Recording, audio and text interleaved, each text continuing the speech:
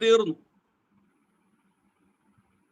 സഭാപിതാക്കന്മാരിൽ ഏറ്റവും പണ്ഡിതനായി വിശേഷിപ്പിക്കപ്പെട്ട വ്യക്തി അഗസ്റ്റിനോസ് അഥവാ സെന്റ് അഗസ്റ്റിനായിരുന്നു.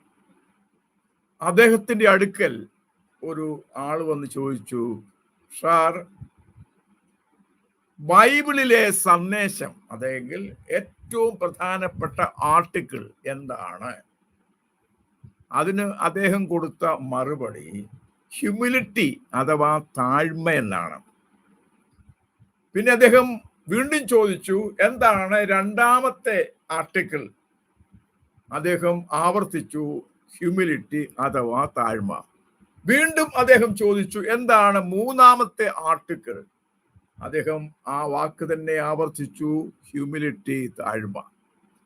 എന്ന് പറഞ്ഞാൽ ബൈബിളിലെ സന്ദേശങ്ങൾ, ബൈബിളിലെ ഉപദേശങ്ങൾ